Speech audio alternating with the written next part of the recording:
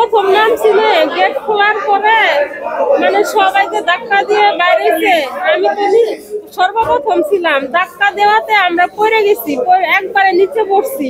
আমরা উপর দিয়ে আরো লোক বাইরেছে, আমার নিচে আর কোনো লোক ছিল না। পরে লোক টানে টানে বাইর করে পরে আমরা উঠাইছি।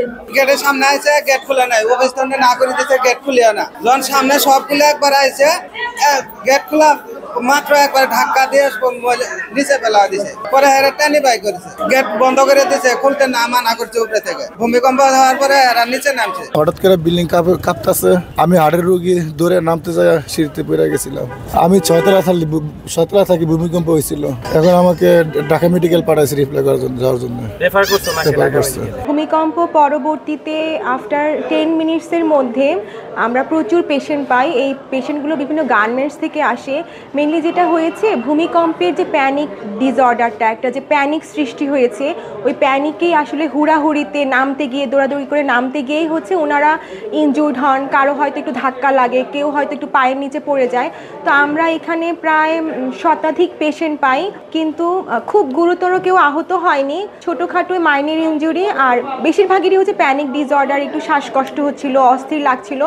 আমরা সবাইকেই প্রাথমিক চিকিৎসা দেই। প্রাথমিক চিকিৎসার পরে আমাদের এখানে আমরা প্রচুর পরিমাণ পেশেন্ট অ্যাডমিট করি আমাদের হসপিটালে, যাদেরকে আমাদের কাছে গুরুতর মনে হয়েছে এরকম কয়েকজনকে, 10 থেকে 15 জনকে আমরা উচ্চতর চিকিৎসার জন্য উচ্চতর সেন্টারে রেফার করেছি। আর কিছু পেশেন্ট আছে যাদেরকে প্রাথমিক চিকিৎসা দেওয়ার পরে আমরা ট্রিটমেন্ট দিয়ে বাসায় পাঠিয়ে দিয়েছি। আশা করছি যে পর্যাপ্ত বিশ্রামের মাধ্যমে ওনারা সুস্থ হয়ে যাবেন।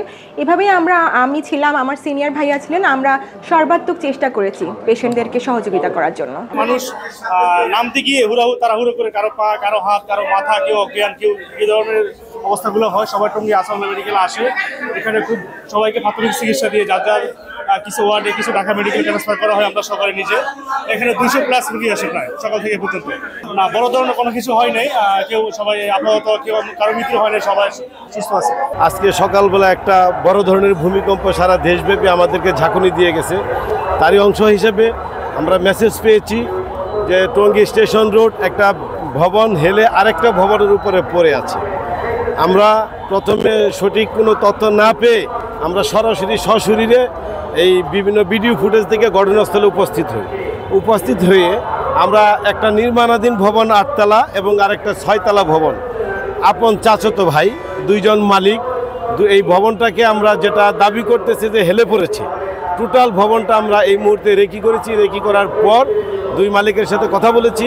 আসলে ভবনটা তারা এমনভাবে তৈরি করেছে যে মনে হয় হেলে পড়েছে, কিন্তু আপাতত দৃষ্টিতে আমার কাছে এরকম মনে হচ্ছে না।